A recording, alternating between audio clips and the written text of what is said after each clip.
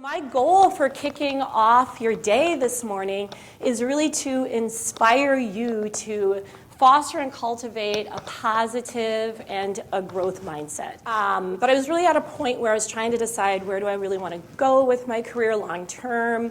I was starting to transition into leadership roles, so moving from being a team player to being more of a team leader. And, trying to grow my career, but also managing and caring for the little ones at home. So it was an exciting time. It was a busy time, and it was a really stressful time, right? I was asked to lead one of the most important strategic initiatives for the company at that time. As soon as I stepped into the role, I really realized I was totally unprepared. I was facing challenges that I never really had to deal with before. I felt like I was really failing on all fronts, and it was a situation where I couldn't work my way harder to fix it. It just wasn't working, and I really started to question. I had a lack of confidence, really. It started to really impact me at home.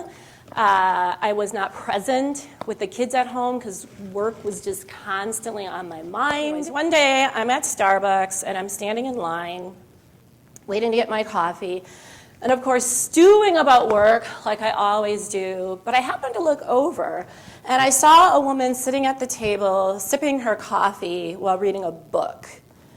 And my first reaction was, who does that, right?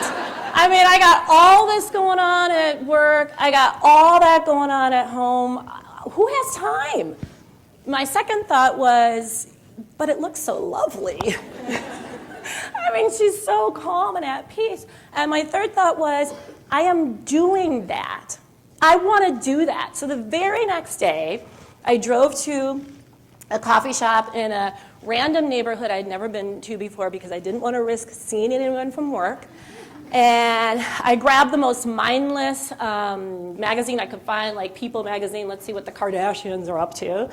And I got my coffee and I sat there for an hour and I read my magazine, and it was like the most glorious hour that I had ever had in my entire life for a couple reasons. One, just getting outside of my own head, forcing myself to not dwell on work, even if just for an hour, it was so refreshing.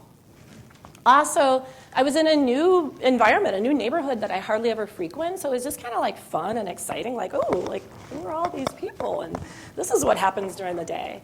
And then also I felt empowered because all this stuff was happening at work that was out of my control. I took control over one small thing. It was a really small thing, but it went a long way for me feeling empowered. So for those three reasons, it was really a transformative experience for me when I was at a really, really low point in my career. And right then and there, I decided I want to recreate this feeling more often. So I hatched the plan once a week for a full year. I am going to challenge myself to do one new thing. Each of the individual things that I did really invigorated my day, right? I got to face fears in a fun way, challenge myself. I got to learn and grow. But a year of doing this, the cumulative effect was really transformative for me. And I know you're probably thinking, ew, that's dramatic. So just think of your brain like a muscle. Like if I want to tone my arms, you have to go to the gym regularly.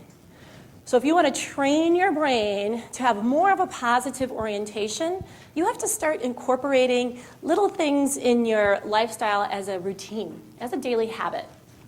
And so there are actually habits that are backed by evidence and research that show if you make these small things a little bit more routine in your life, you will start to dampen and lessen that negativity, that natural negativity bias instinct, and have a little bit more of an orientation towards positivity. More routine than not, you want to be investing in experiences versus material things, right? Experiences become part of who we are, and the joy and meaning that comes from experiences lasts a lot longer than buying material things.